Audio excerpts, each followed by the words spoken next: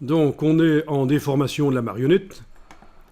Les options là au-dessus, c'est les options de déformation de la marionnette. Et le danger, c'est de croire à un certain moment qu'on n'est pas en déformation de la marionnette. Et donc, voilà, vous n'arriverez pas à sortir de là facilement, à moins d'appuyer sur le petit V. Mais donc, on n'appuie pas sur le petit V ici. Je dis juste que parfois, c'est ce qui arrive. On est en déformation de la marionnette et on ne s'en rend pas compte. Enfin, je sais pas, on va boire un café, puis quand on revient, c'est la cata. En tout cas, voilà, vous avez une possibilité ici d'aller cliquer sur l'animal et ça pose ce qu'ils appellent un coin. Moi, j'appelle ça une punaise. Allez-y, cliquez, voilà. Je viens d'en positionner 3.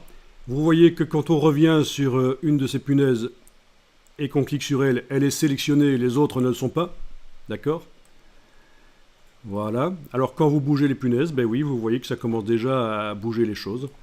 Alors regardez un truc bizarre ici, je bouge la tête et les pattes à l'arrière, là, les pattes arrière bougent. Ben oui, parce que avant de commencer à bouger les choses, il faut bien punaiser les choses, les mettre en place. Enfin déjà, vous découvrez à quoi ça sert, la marionnette. Ça sert à repositionner des éléments, mais il faut le faire intelligemment. Marrant ça, hein?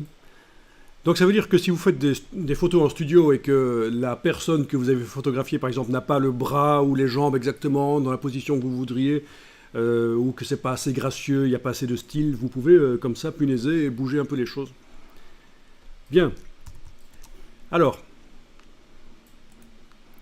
quand vous enfoncez la touche Alt, vous avez deux possibilités. Soit si vous cliquez sur la punaise, ça la supprime.